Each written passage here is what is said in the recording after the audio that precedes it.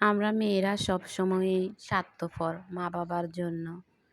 মা-বাবাকে কিছু দিতে গেলে আমরা ভাবি যে এগুলা আমার স্বামীর, দিলে যদি কিছু বলে কিভাবে দিব? আসসালামু আলাইকুম, সবাই কেমন আছেন? আশা করি যে যেখান থেকে আমার ভিডিওটি দেখছেন ভালো আছেন, সহি সালামতে আছেন। তো আজকে সকাল 6:30 থেকে ভিডিওটা স্টার্ট করেছি। আসলে সকালবেলা আলু ভাজি করতেছি আর ভাত বসাই দিছি। কারণ আমার ছেলের জন্য মানে ও ভাত নিয়ে যাবে। ওকে 11টা বাজে ভাত দিতে মানে কষ্ট হয়ে যায় আমার, আমি হেঁটে যেতে। আমার মেয়ে তো ছোট না, ওকে কোলে নিয়ে মানে যাইতে আমার খুবই কষ্ট হয়ে যায়। তো এর জন্য আমি বলছি তাহলে ওরা তো 8টা বাজে যায়, মানে 8টার কিছুক্ষণ আগে দিয়ে যায় আরকি। তো বলছি যে আমি তাহলে দিয়ে দিব ভাত, কষ্ট হইলেও আমি 6টা 6:30 বাজে উঠবো। উঠে আমি ওর জন্য মানে রান্না করব। তো ওকে যেই কোনো তরকারি দিই, ওর তরকারি থেকে যায়। মানে ও কিছু খায়, কিছু রেখে দেয়। তো পরে আমি মানে আরগুলা রান্না করব। তাড়াতাড়ি করে আলু ভাজি করে নিছি। আর একটা ডিম ভাজি করে দিছি ওর জন্য। আর বালতিতে কাপড়-চোপড় এগুলা কালকে রাত্রে যে আমি ভিজাইছি, মানে কালকে রাত্রে না দুপুরবেলা ভিজাইছি। তো আমার শরীরেও কুলাইতেছে না। আমি ধুই নাই, মানে ধুবো। সন্ধ্যাবেলা রান্না-বান্না করছি, পরে ধুইবো আর ধুইতে পারিনি। পরে আপনাদের ভাইয়া বলতেছে, "থাক, আমি সকালে ধুইয়া দিমু।" তো আপনাদের ভাইয়া সকালে ঘুম থেকে উঠে আমার কাপড়-চোপড়গুলো ধুইয়া দিছে। আর এখানে ওরা যাওয়ার পর আমি ডাইল বসাই দিছি। কারণ শুধু তো আলু ভাজি দিয়ে খাওয়া যাবে না। আর দুপুরবেলার জন্য এগুলাই করে নিছি। এখানে আমি সবজি ডিম ভাজি করছি।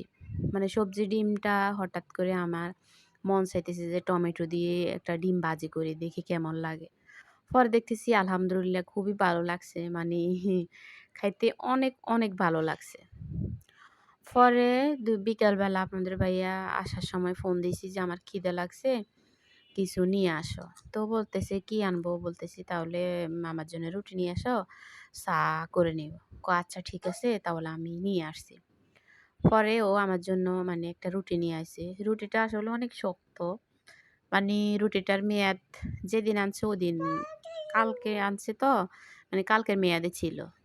তো পরে ও আনছে, আনে বলতেছে যে, "হ্যাঁ, দেখো আনছি তোমার জন্য, মানে ৳20 দামে আরকি।" বলতেছে, "না হলে তো তুমি আবার বলবে যে আমার জন্য আনে নাই।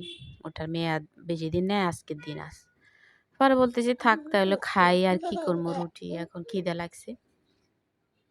তো পরে এখন আপনাদের ভাইয়া মানে কালকে আসার সময় এই জালিটা আনছে। মানে জালিটা আমি দেখি নাই। পলিথিনে যেভাবে আনছে ওভাবেই আমি রেখে দিছি একপাশে। এখন আমি কুটার জন্য নিছি, দেখতেছি যে কিরে এত বড় জালি কেন আনছেন? বলতেছে, "আমি তো আরো বড় দেখতেছি, যে আমি কই জালি তো এটাই বেশি বড় হয়ে গেলে টকটক হয়ে যায়।" "কি বলো? আমি তো আরো মনে করছি যে আরো বড় দেখে আনমু। এটা সবচাইতে বড় এটা আনছি।" মানে কি বলবো বলেন আপনাদের ভাইয়া? তো পরে হাসতেছি, আমি বলতেছি, "জালি একটু বড় হইলে মানে জালি টক হয়ে যায়।" তো পরে কেন? আমি তো জানি না। তো ওগুলা আমি কুটে নিছি, মানে অর্ধেক কুটে নিছি। অর্ধেক দিয়ে রান্না করব বাটা মাছ দিয়ে। আ কোনো কিছুই গরম তো, গরমে কোনো কিছুই ভালো লাগে না। সবকিছু মানে মুখে স্বাদ নাই। আবার আমার মেয়ে তো দুধ খায়। তো আমার শরীরও খুবই দুর্বল। ও কোনো কিছুই খায় না। মানে দুধ ছাড়া অন্য কিছুই খায় না। এর জন্য শরীরটা আরো দুর্বল হয়ে গেছে আমার। এমনিতেই খেতে পারি না। তার ভিতরে আবার ওর এই সমস্যা। তো এখানে আমি কড়াইতে একটু লবণ দিয়ে নেড়ে নিছি। কেন? তরকারি রান্না করি তো, না হলে মাছ উঠবে না। মানে মাছগুলো ভাজতেছি, মাছগুলো ভেঙে যাবে। তো মাছগুলো ভেজে নিয়ে নিছি। এখন আমি পেঁয়াজ এবং কাঁচামরিচ দিয়ে ভালো করে ভেজে নিব। আসলে আমরা মেয়েরা কি, আমরা মেয়েরা মেয়েদেরকে বড় করে। মেয়েদের পিছনে মা-বাবা কত টাকা ইনভেস্ট করে। পড়ালেখা, খাওয়া-দাওয়া সবকিছুই তো। ছেলেরা তো বড় হইলে ইনকাম করে মা-বাবাকে খাওয়ায়। কিন্তু আমরা মেয়েরা কি মা-বাবাকে খাওয়াতে পারি বলেন? আমরা মেয়েরা খাওয়াইতে পারি না। কারণ আমরা যখন বড় হই, আমাদেরকে যখন পড়ালেখা করায়, তখন যখন ভালো কোনো ফ্যামিলি আসে তখন বিয়ে দিয়ে দেয় আমাদের মা-বাবা। আমাদের মা-বাবা যখন আমাদেরকে বিয়ে দেয়, তখন আমাদের মা-বাবা যে আমাদেরকে পড়ালেখা করাইছে, আমরা তো ওদেরকে কিছুই দিতে পারি না। ছেলেরা তো দিতে পারে, ওরা সারা জীবন মা-বাবাকে খাওয়ায়। কম দেখ বেশ দেখ তো সারা জীবনই দেয়। কিন্তু আমরা কি দিতে পারি? তবুও আমরা মেয়েরা যখন মা-বাবা কিংবা ভাই-বোনকে কিছু দিতে যাই, তখন আমরা ভাবি, ভাইকে কেন দিব? ভাইয়ের বউকে কেন দিব? মা-বাবাকে তো ভাইয়েরা দিতেছে, এখন আমি কেন দিব? আ আমার তো পরের ঘরে আছি, ওরা কিছু মনে করবে। কিন্তু আমরা মেয়েদের উচিত এটা বলা যে আমরা মানে স্বামীদেরকে বলা উচিত যে, তোমাদেরকে যেমন তোমাদের মা-বাবা বড় করছে, আমাদেরকে তো আমাদের মা-বাবা বড় করছে। তো আমরা আমরা পড়ালেখা করছি, আমরা চাকরি-বাকরি করি না, আমাদেরকে বিয়ে দিয়ে দিছে। কিন্তু আমাদের প্রতিও তো আমাদের মা-বাবার আশা ছিল যে আমাদের মা-বাবাদেরকে আমরা দেখবো, খাওয়াবো, কিছু করব। এখন তো এগুলো আমাদের করা উচিত না? তো আমরা তো মা-বাবাকে কিছু দেওয়া উচিত। মা-বাবাকে খাওয়ানো উচিত।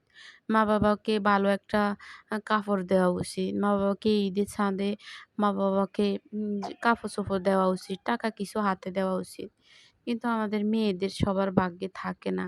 সবাই পারে না আসলে পারিবারিক চাপ আবার অনেকজনের স্বার্থ মানে সাধ্য নাই কিন্তু মন চায় দেওয়ার জন্য কিন্তু দিবার মতো মানে অত নাই।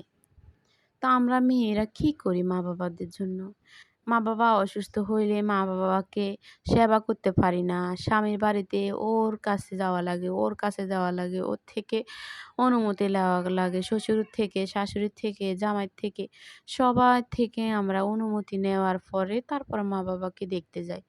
তাও আবার যাওয়ার সময় বলে দেয় যে, ১ দিন থাকবা, ২ দিন থাকবা, বেশি দিন থাকবা না। কিন্তু এটা কি উচিত বলেন? আমরা মেয়েরা মা-বাবার জন্য জীবনেও কিছু করতে পারি না।